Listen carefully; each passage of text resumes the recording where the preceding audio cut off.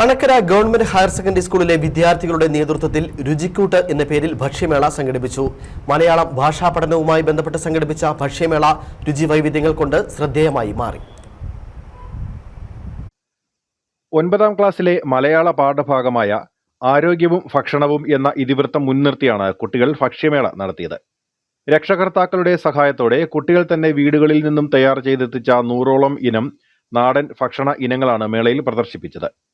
പഴയ തലമുറയുടെ പ്രിയ ഭക്ഷണമായ കഞ്ഞിയും ചമ്മന്തിയും മുതൽ പുതിയ കാലത്തെ നൂഡിൽസും ഫ്രൈഡ് റൈസും വരെയുള്ള വ്യത്യസ്ത ഇനത്തിലും രുചിയിലും പെട്ട ഭക്ഷണങ്ങളാണ് മേളയിൽ ഉൾപ്പെടുത്തിയത്.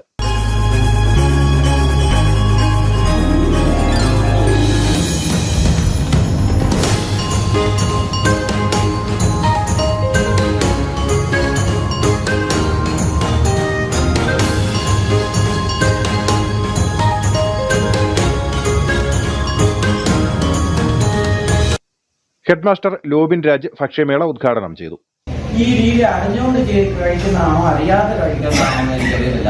പക്ഷേ നല്ല രീതിയിലാണ് ഇവിടുത്തെ ഭക്ഷണ രീതികളൊക്കെ വരാറുള്ളത്. നിങ്ങളൊന്ന് ആലോചിച്ച് നോക്കുകയാണെങ്കിൽ കേരളത്തിലുള്ള ഫുഡുകളെല്ലാം തന്നെ ആ രീതിയിലാണുള്ളത്. ഈ ലോകത്തിൽ തന്നെ ഏറ്റവും കൂടുതൽ ഏത് മാംസമാണ് കൂടുതൽ കച്ചവടം ചെയ്യുന്നത്? പന്നിയിറച്ചിയാണ്. രണ്ടാമതാണ് beef.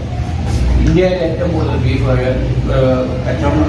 Fast food, junk food സംസ്കാരം പുതിയ തലമുറയെ കീഴടക്കുന്ന പശ്ചാത്തലത്തിൽ നാടൻ ഭക്ഷണത്തിലൂടെ ആരോഗ്യകരമായ ആഹാര രീതിയിലേക്ക് കുട്ടികളെ ആകർഷിക്കുക എന്ന ഉദ്ദേശത്തോടെയാണ് അധ്യാപകർ ഭക്ഷ്യമേളയ്ക്ക് മുൻകൈയെടുത്തത്.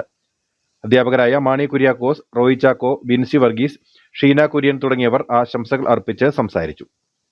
News bureau, Anakkara.